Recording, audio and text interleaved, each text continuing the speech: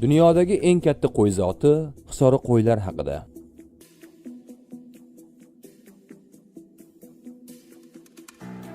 Hisori qo'ylar Hisor tog' tizmasining Tojikiston hududida joylashgan Hisor vodiysidan kelib chiqqan.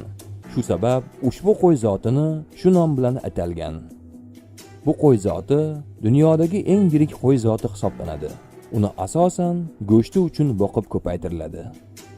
Hisori qo'ylar Markaziy Osiyo mamlakatlarida, ayniqsa Tojikiston va O'zbekiston hududida ko'p boqiladi. Hisori qo'yning balandligi yelkasidan hisoblanganda o'rtacha 80-85 sm ni, og'irligi esa 120-190 kg ni tashkil etadi. Bu qo'ylar shoxsiz qo'ylar toifasidan bo'lib, kallasi ham odatdagi qo'ylarnikidan biroz kattaroq bo'ladi. Hisori qo'yning qo'chqorlari asosan turli xil qurbonliklar uchun boqib semirtiriladi. Boqilgan hisori qo'chqorlarining vazni 200 kg va undan oshiq, dumbasi esa 60 kg gacha bo'lishi mumkin.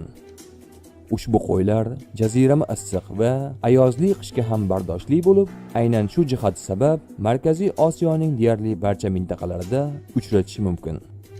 Bugungi kunda hisori qo'ylarning eng yiriklari Tojikiston hamda O'zbekistondagi yaylovlarda boqib ko'paytiriladi.